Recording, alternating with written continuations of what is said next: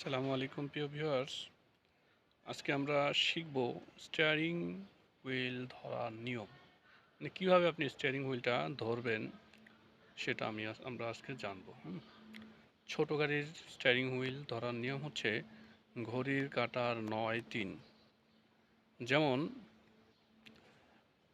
ঘড়ির কাঁটার হিসাব করলে ৯-৩ যদি হিসাব করি তাহলে এখানে হচ্ছে ৯, আমি যেখানে ধরেছি এটা হচ্ছে ৯ এবং এপাশে হচ্ছে ৩।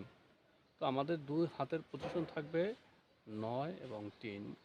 এক্সাম্পল আমি ধরে দেখাচ্ছি আপনাদেরকে কিভাবে ধরবেন।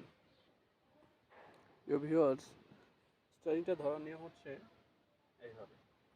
এটা হচ্ছে ৯ এবং এটা হচ্ছে ৩ ঘড়ির কাঁটার।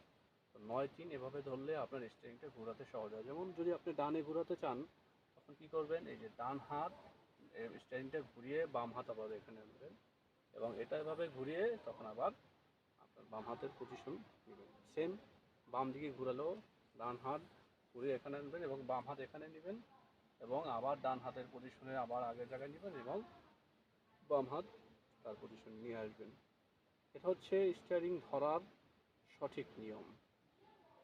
তো আমরা মূলত স্টিয়ারিংটা এইভাবে যদি ধরি তাহলে আমাদের গাড়ির চালানো অবস্থায় গাড়ি মুভ করতে আমরা অনেক কমফোর্টেবল হবে আমাদের ক্ষেত্রে।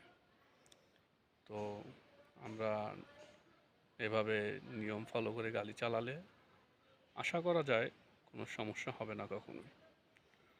সবাইকে আসসালামু আলাইকুম, ধন্যবাদ।